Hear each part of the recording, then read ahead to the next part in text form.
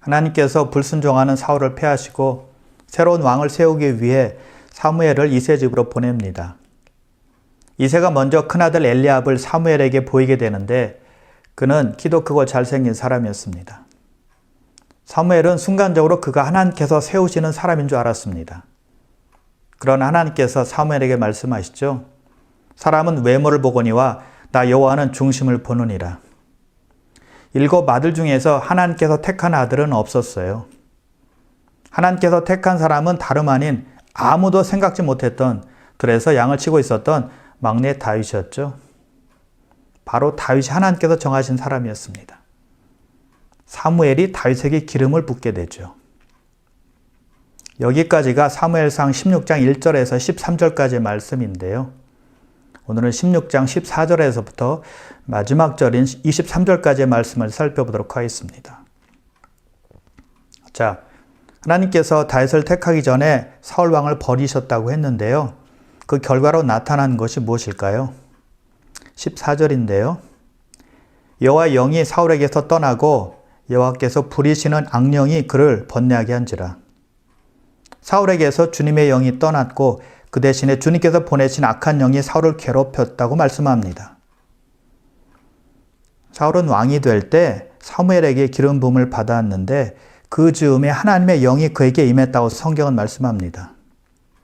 그 말은요, 사울이 구원받아서 성령께서 영원히 그의 안에 사신다는 뜻이 아니고 그가 왕이 되었기 때문에 필요한 능력을 주신 것을 의미하는 겁니다. 그런데 사울은 하나님으로부터 버림받았다고 말씀합니다. 대신에 다윗이 기름 부음을 받았고 다윗이 여호와의 영으로 크게 감동되었다고 말씀하죠. 불순종하는 사울에게서 하나님의 영이 떠나고 이제는 다윗에게 부어진 겁니다. 사울은 더 이상 하나님께서 주시는 능력이 없습니다. 이제는 모든 일을 자신의 힘과 능력으로 해결해야 한다는 것이죠. 불순종으로 인해서 축복받은 것을 발로 차버렸기 때문이에요. 이것을 통해서 우리가 깨닫는 것이 있는데요. 하나님의 영인 성령께서 우리 안에 거하시는 것보다 더 큰 축복은 없다는 겁니다. 성령으로만이 우리가 예수를 알 수 있고 예수를 믿을 수 있고 십자가의 진리를 깨달을 수 있기 때문이에요. 성령이 아니고는 예수를 주라고 신할 사람은 아무도 없습니다. 구원으로 인도해 주시는 분이 바로 성령님이라는 것이죠. 그리고 예수 믿게 되면 우리가 성령이 하나님의 자녀인 것을 증언해 주십니다. 그리고 성령께서 믿는 자 안에 영원히 거하셔서 우리를 진리 가운데로 인도하시는 겁니다. 그러므로 믿는 자 안에 거하시는 성령께서 가르치실 때 또는 주의 말씀을 생각나게 하셔서 깨달음을 주실 때 거부하지 마시고 순종하는 여러분 다 되시길 바랍니다. 그리고 14절 중간에 다시 보면 여호와께서 부리시는 악령이 그를 번뇌하게 한지라 라고 말씀을 하고 있습니다. 하나님께서 보낸 악한 영이 사울을 괴롭혔다는 겁니다. 자, 이 말씀은요, 악한 영을 하나님께서 보내셨다는 말이 아니라 하나님께서 사울을 심판하셨다는 뜻입니다. 하나님은 자기 말을 듣지 않는 사람들을 원수로 생각하시고 악한 영을 보내셔서 꼼짝 못하게 하시는 분이 아니기 때문이에요. 하나님은 일부러 사람에게 악을 행하지 아니하십니다. 왜냐하면 야고보서 1장 17절에 보니까 온갖 좋은 은사와 온전한 선물이 다 위로부터 빛들의 아버지께로부터 내려온다고 말씀했기 때문이죠. 좋은 선물을 주시는 분이 하나님이라는 거예요. 그러나 하나님은 사람에게 보호의 손길을 거두 악을 허용하실 수는 있다는 겁니다. 그것이 바로 사울의 경우죠. 하나님은 교만함으로 반복해서 그의 명령에 불순종하고 성령을 거역한 사울을 버리신 것뿐만이 아니라 심판을 내리셨던 겁니다. 사울을 번뇌케 하는 하나님의 심판은 어떤 것이었는가 하면 정신 이상으로 인한 발작 같은 것이었어요. 한번 시작이 되면 불안정한 상태가 되고 사람을 적으로 삼고 심지어 아주 위협적인 행동까지 했죠.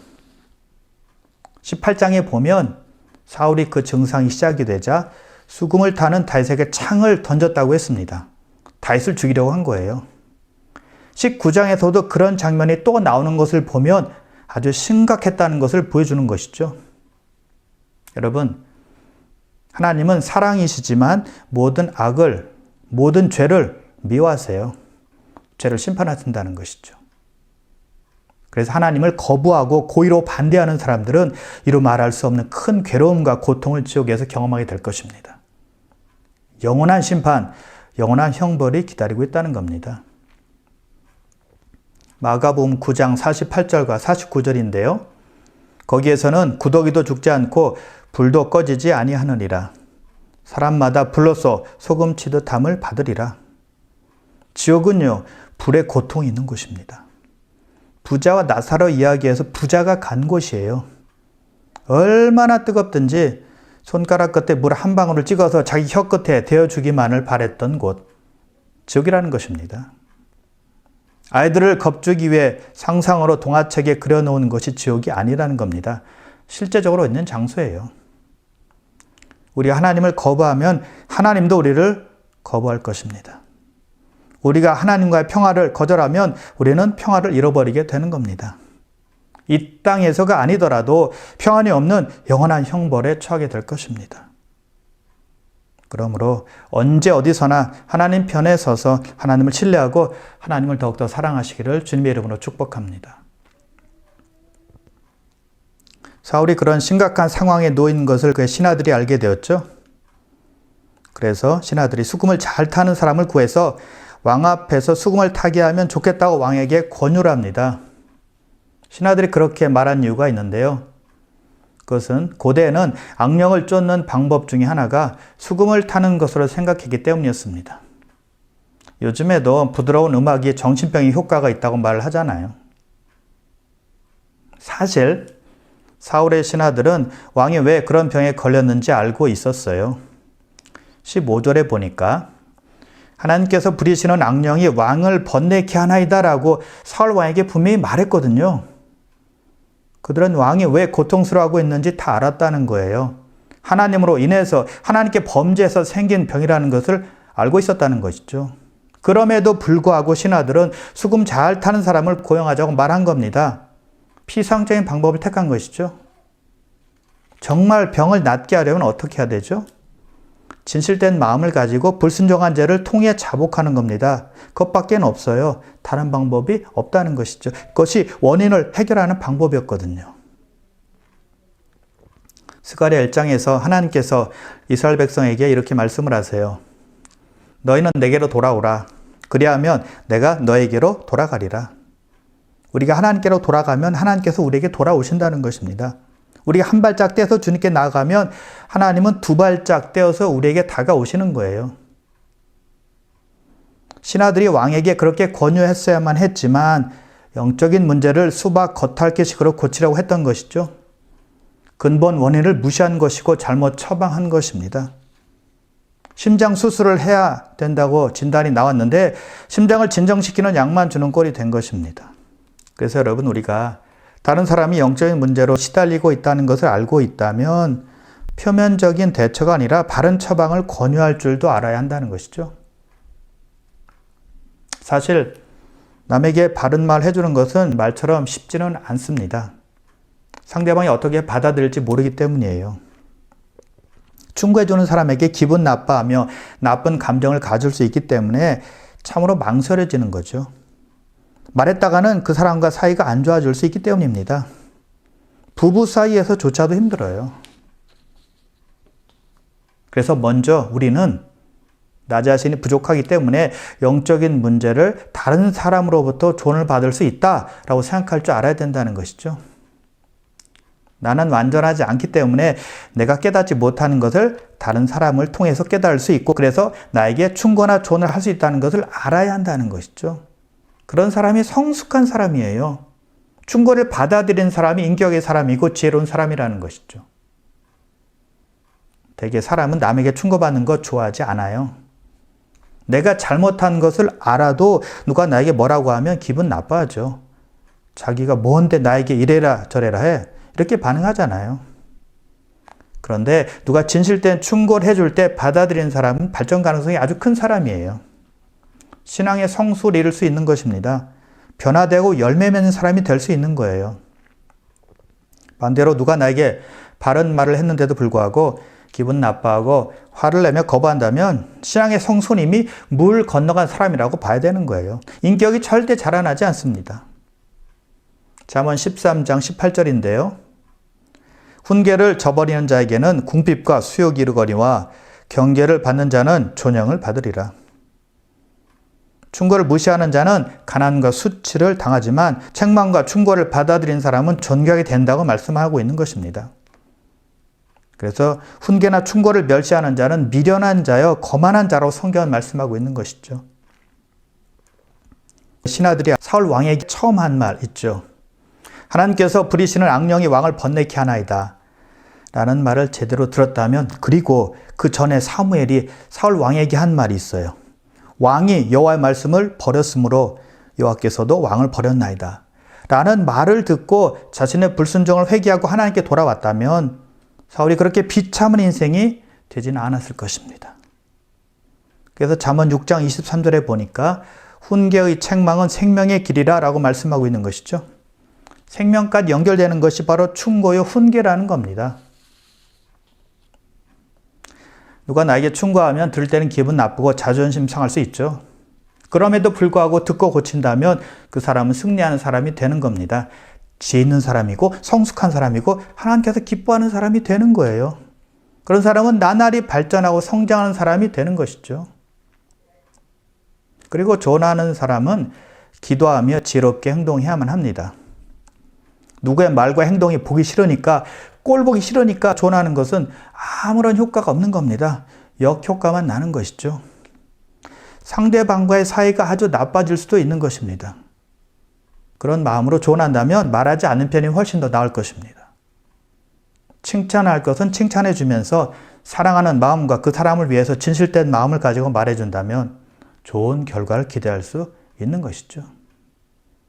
그래서 사울 왕은 신하들의 말을 잘 새겨 들어야만 했다는 것이죠.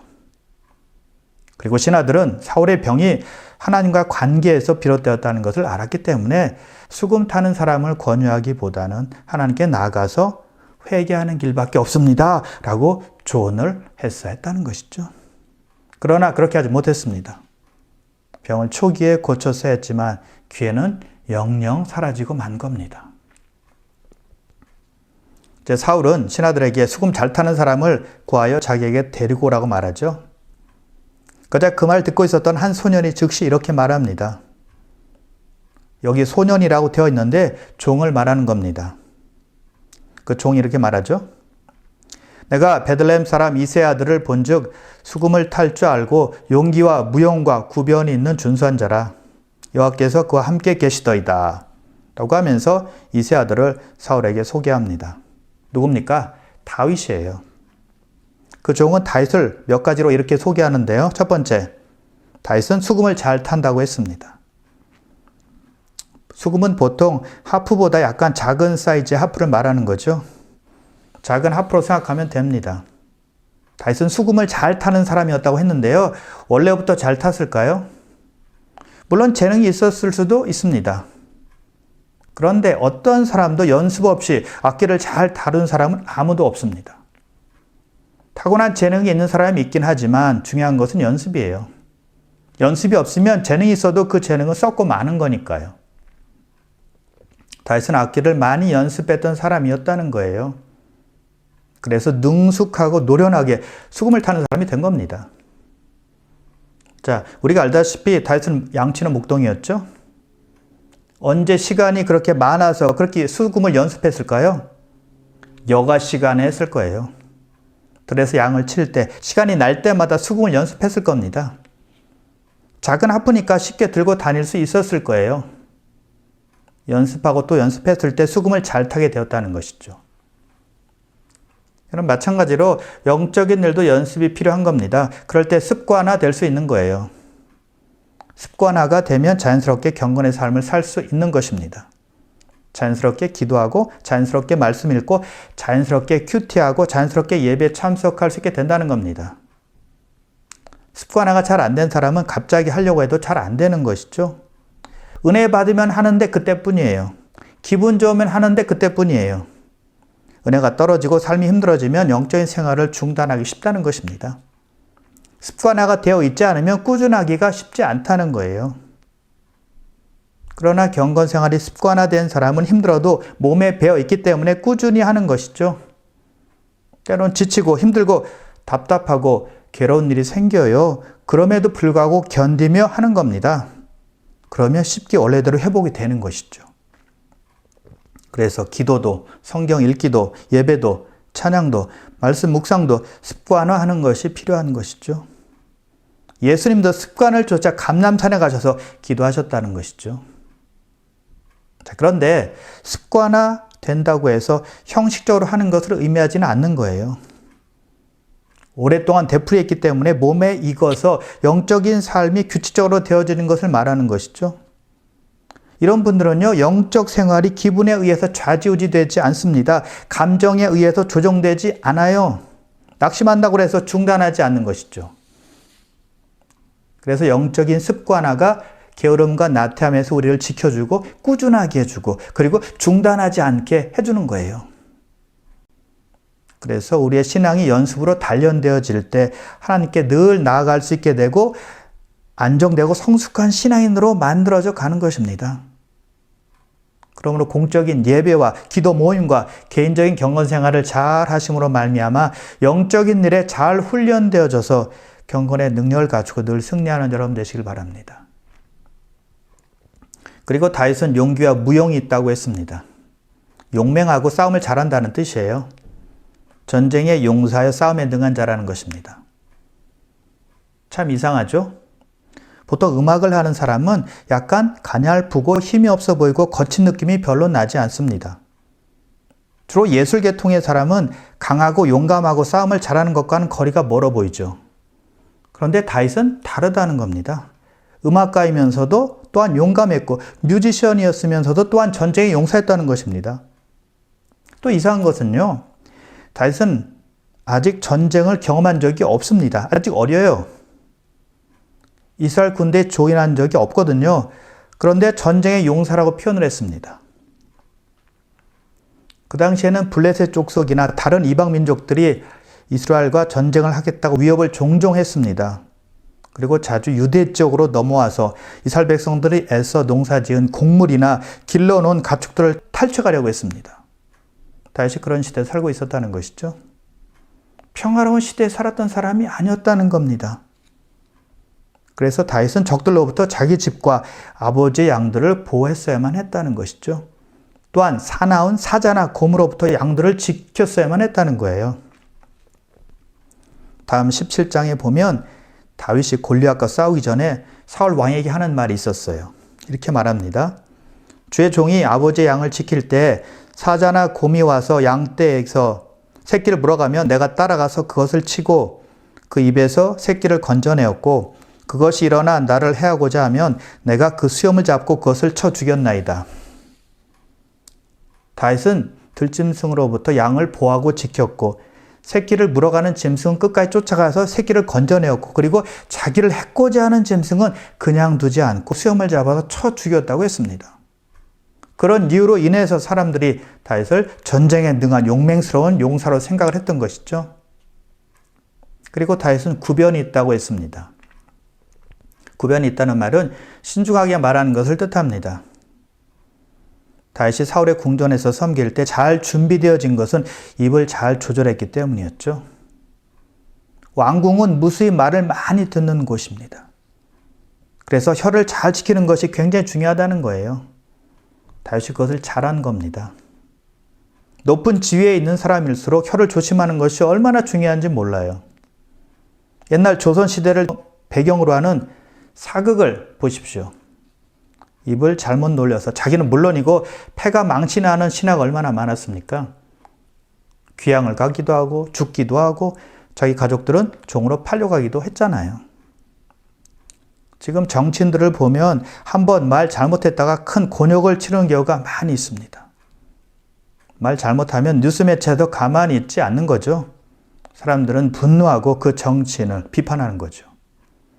그래서 사람은 말해야 할 때와 말하지 말아야 할 때를 잘 구분해야 하는 것입니다.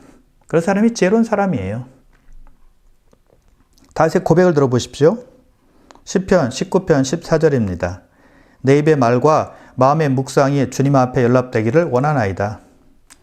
내 입의 말이 언제나 주님의 마음에 들기를 원하나이다 라는 뜻이죠. 내가 하는 말이 주님 보시기에 흡족하기를 소원하나이다 라고 기도하고 있는 것입니다. 여러분의 기도와 간구 가운데 이런 소원이 포함되시기를 바랍니다. 내가 평소에 하는 말이 주님 앞에서 하는 것이고 주님께서 들으신다고 생각한다면 신중하게 한 번 더 생각하고 말할 수 있을 것입니다. 어떤 분들은 짜증이 입에 붙어있는 분들이 있죠. 슬쩍 부딪히기만 해도 입에서 고운 말이 안 나옵니다. 그런 태도 우리가 좀 버려야 돼요. 억지로라도 참아야 되고 기도하며 참아야 되고 혀를 깨물면서라도 참아야 되는 것입니다. 성령 의지해서 참아야 돼요. 하나님의 사람들은 거룩한 혀를 가지고 있는 사람들입니다. 함부로 말하지 말고 남이 없는 데서 남 흉보지 말고 험담하지 말고 쑥덕거리지 않는 사람들이에요. 쌍스럽고 천박한 말도 하지 않는 사람들이죠. 사실이 아닌 말도 지어서 하지 않는 사람들이 바로 하나님의 사람들이라는 것이죠. 그런데 우리 모두가 부족한 것이 혀를 조절하는 거예요. 말을 조심하는 것, 말을 신중하게 하는 것, 이것은 아무리 강조해도 지나치지 않다는 거예요.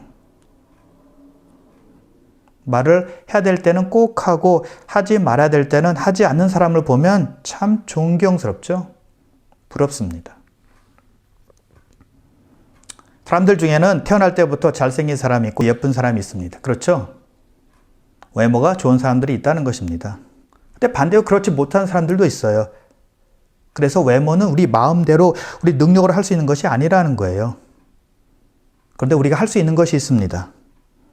말을 조심하면 말을 은혜롭게 할 수는 있다는 겁니다.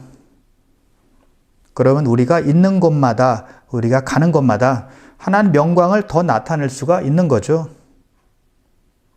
우리가 믿는 사람으로서 좀 더 말을 조심해서 하고 부드럽게만 해도 사람들이 우리를 통해서 하나님을 조금씩 느끼고 알아가게 될 것입니다. 저 사람 속에서 역사하시는구나 라고 깨닫게 되는 겁니다. 말하는 것을 보면 금방 알 수 있거든요. 여러분의 배우자에게, 자녀들에게, 부모님들에게, 여러분이 아는 모든 사람들에게 좀 더 신중하게, 좀 더 부드럽게 상처 주지 않는 말을 해보시길 바랍니다. 하루에 한 번씩 노력해 보십시오. 한 달만 지나도 엄청나게 달라지는 것을 느끼게 될 것입니다.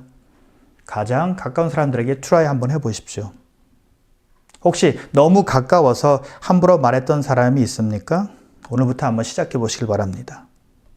그래서 하나님을 사랑하고 잘 섬기는 사람은 혀를 잘 지키는 사람이라는 거죠. 그리고 다윗은 얼굴도 준수한 사람이었습니다. 얼굴이 잘생겼다는 겁니다. 사울이나 엘리압 같은 사람은 얼굴과 신장이 대단했죠. 키도 크고 얼굴도 멋진 사람들이었어요. 근데 다윗도 괜찮았다는 겁니다. 그리고 마지막으로 다윗은 하나님께서 함께한 사람이었습니다. 다윗은 악기를 잘 다루는 사람이었고 용맹스럽고 전쟁에 능한 사람이었고 그리고 말도 신중하게 하는 사람이었다는 것이죠. 그런데 가장 중요한 것이 여기 있습니다. 이것이 없으면 다른 것 아무리 잘해도 소용이 없는 것이죠. 종이 증거합니다. 여호와께서 그와 함께 계시더이다. 하나님께서 그와 함께 하셨다는 거예요. 자기가 한 말이 아니라 다른 사람이 다윗을 지켜보고 한 말이었다는 것이죠. 다른 사람도 알 정도로 다윗의 영성이 뛰어났다는 겁니다. 다윗과 하나님과의 관계가 어떠했는지를 알 수가 있는 겁니다. 사울은 어땠을까요? 종은 사울 왕에게 다윗에 대해서 말할 때 제일 먼저 한 말이 다윗은 수금을 잘 탑니다 라는 말이었죠. 그리고 다윗은 용기 있고 전쟁의 용사라고 말했고 그리고 신중하게 말한 사람이다 라고 말을 했습니다. 그리고 제일 나중에 한 말이 여호와께서 그와 함께 계시더이다 라는 말이었어요. 영적인 것을 제일 나중에 말했다는 겁니다. 자, 이것을 보면 사울이 영적인 것에 관심이 없다는 것을 단적으로 말해주는 거예요. 종은 사울에 대해서 잘 아는 사람이었을 것이고 그래서 사울 곁에 서서 다윗을 천거한 것 아닙니까? 만일 사울이 영적인 것에 관심이 있었고 사울이 그것을 우선적으로 생각하는 사람이었더라면 그 종은 제일 먼저 하나님께서 다윗과 함께 하십니다 라고 말했을 겁니다. 다윗의 영성에 대해서 제일 먼저 말했을 거예요. 그러나 종은 사울이 영적인 것보다 눈에 보이는 것에 더 관심을 많이 보이는 사람인 것을 알았기 때문에 그의 마음을 충족시키기 위해서 다윗이 수금을 잘 탄다라는 수금 이야기를 먼저 했던 것입니다. 여러분, 다른 사람이 여러분에 대해서 말할 때 무엇부터 말할 것 같습니까? 여러분의 영성이겠습니까? 아니면 여러분의 물질적 세계관이겠습니까? 자, 그래서 다윗은 영성이 있는 사람이었다는 것입니다. 다윗은 하나님을 경험적으로 알게 되었고 하나님과 교제하는 사람이었다는 것입니다.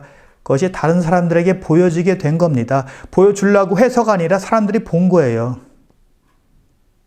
사람의 영성은 감춘다고 감춰지는 것도 아니고 나타내려고 한다고 해서 나타나는 것도 아니라는 겁니다. 자연적으로 드러나게 된다는 겁니다. 그리고 다윗은 신앙생활을 은밀하게 하지 않았어요. 믿음을 감추지 않았다는 것입니다. 하나님 믿는 사람인 것을 부끄러워하지 않았다는 겁니다. 그는 말하는 대로 살았습니다. 그러니까 종이 그것을 알고 다윗을 사울에게 소개한 것 아니겠습니까? 그래서 사울은 다윗을 수금 타는 자여 무기 드는 자로 삼았던 것입니다.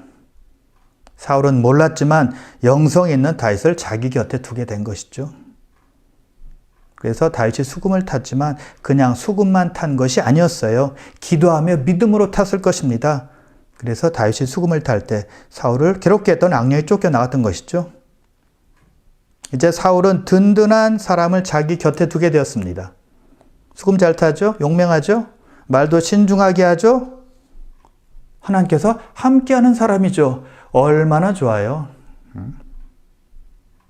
사울은 다윗이 켜는 부드럽고 스윗하고 아름다운 수금의 선율을 들을 때 자신을 심적으로 괴롭게 했던 것에서부터 상쾌하게 낫는 역사를 체험하게 되었습니다.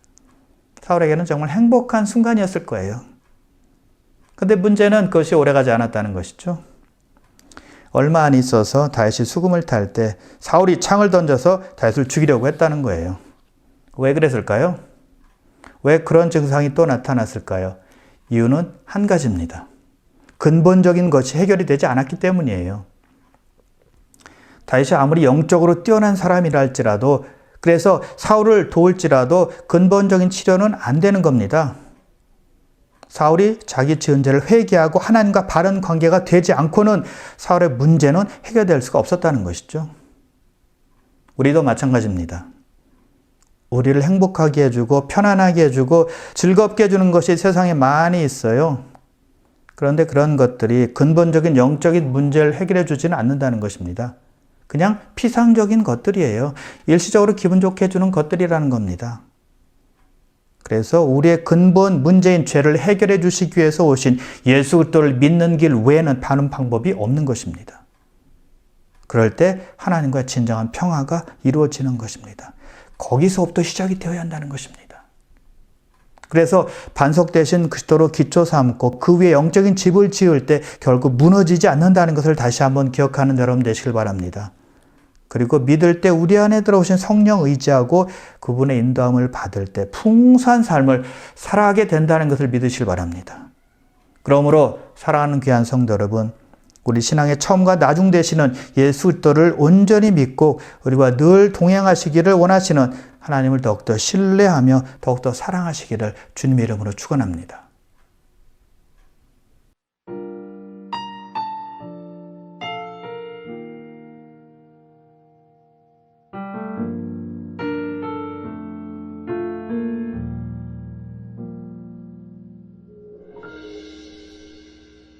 주 안에서 내 영혼 다시 태어나 이전 것은 지나고 새롭게 됐네. 죄로 물든 내 모습 예수와 함께 죽고 부활 생명 내 안에 새로운 삶이 열려 열렸네. 너희가 나를 택한 것이 아니요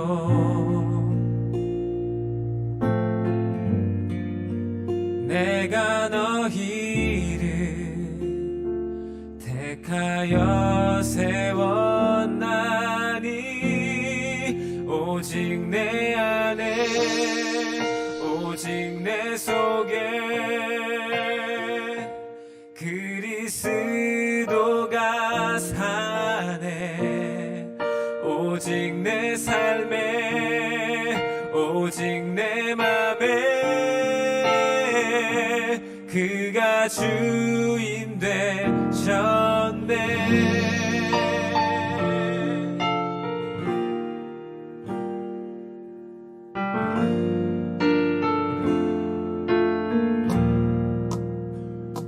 죄로 물든 내 모습 예수와 함께 죽고 부활 생명 내 안에 새로운 삶이 열렸네. 너희가 나를 택한 것이 아니요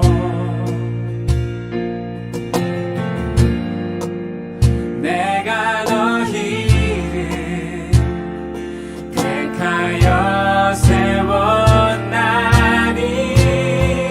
오직 내 안에 오직 내 속에 그리스도가 사네 오직 내 삶에 오직 내 맘에 그가 주인 되셨네. 내 생명 그 안에 그의 생명 내 안에 나의 삶이 이전과 같을 수 없네. 오직 내 안에 오직 내 속에 그리스도가